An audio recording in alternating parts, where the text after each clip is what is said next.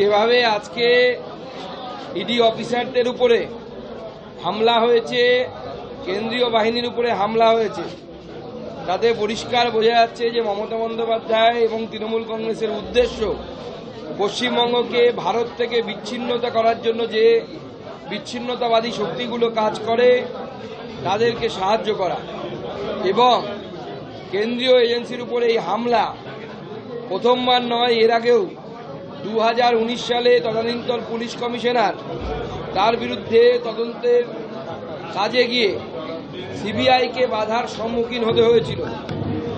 শুধু তাই নয়, পুলিশ ব্যবহার করে সিবিআই আধিকারিকদেরকে শুধু বাধা দিয়ে ক্ষান্ত হয়নি মমতা বন্দ্যোপাধ্যায়, তিনি বেশ কয়েকজন সিবিআই অফিসারকে অ্যারেস্ট করেছিলেন যা সংবিধান বিরোধী এবং বেআইনি।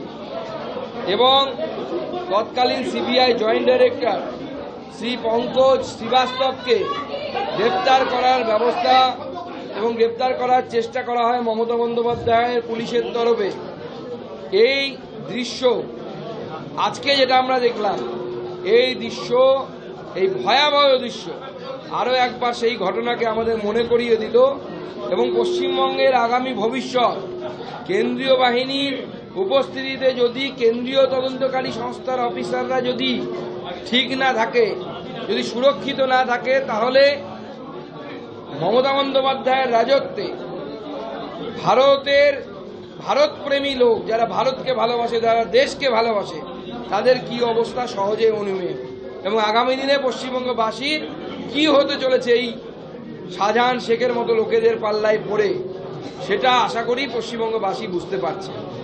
শুধু তাই নয়, তৃণমূলের তরফ থেকে যে স্টেটমেন্ট এসছে, যে বক্তব্য এসছে, সেই বক্তব্য দেখে মনে হচ্ছে যে তৃণমূল কংগ্রেসের তরফ থেকে এইভাবেই বারবার যাতে ইডি এবং সিবিআই অফিসারদের উপরে হামলা হয় তার জন্য প্ররোচনা দেয়া হচ্ছে।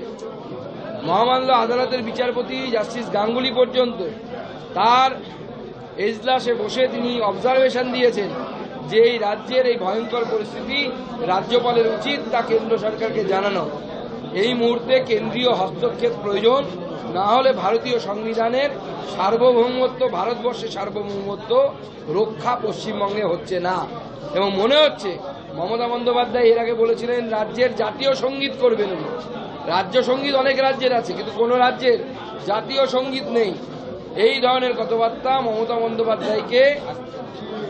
বন্দ্যোপাধ্যায়ের এই সাগরেদদেরকে, জেহাদিদেরকে আরও বেশি উৎসাহিত করছে পশ্চিমবঙ্গকে ভারতবর্ষ থেকে বিচ্ছিন্ন করার জন্য। দেখুন, এই কথাতেই পরিষ্কার বোঝা যাচ্ছে যে এটা উস্কানিমূলক কথা।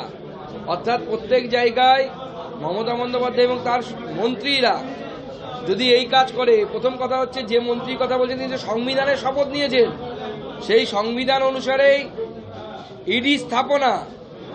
ইডি অফিসারদের উপর হামলা হলে তিনি তো সংবিধানকে অস্বীকার করছেন। এবং শুধু তাই নয়, এটা উস্কানি দেয়া হচ্ছে যেন সব জায়গাতে এইভাবে ইডি অফিসারদের উপর হামলা করা হয় যারাই চুরি ধরতে যাবে। তবে আমি স্পষ্ট বলে দিচ্ছি, আমাদের প্রধানমন্ত্রী মাথা নত করার লোক নয়। এই শাহজাহানকে কিভাবে শায়েস্তা করতে হয় ভারতীয় জনতা পার্টি জানে, আমরা শায়েস্তা করে ছাড়ব। সেই রকমই ভয়ঙ্কর পরিস্থিতি তৈরি হয়ে গেছে।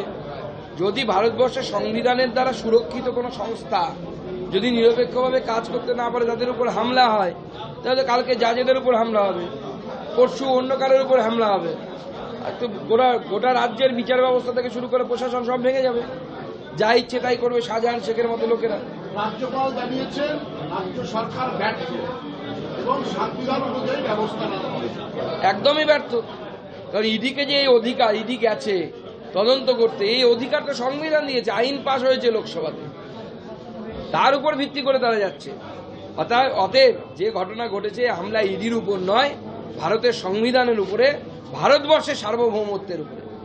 এটা বাংলাদেশের লোকেরা করলে মানা যেত, এবং যারা করেছে তারা নিজেদেরকে মনে হয় ভারতীয় মনে করে না, তারা বাংলাদেশি মনে করে। তৃণমূল কংগ্রেস উস্কানি দেওয়ার চেষ্টা করছে। ভারতবর্ষের আইনেরও সেই ক্ষমতা আছে। এবার তাহলে পশ্চিমবঙ্গ পুলিশের উপর ভরসা না করে হাজার হাজার কেন্দ্রীয় বাহিনী নামাতে হবে।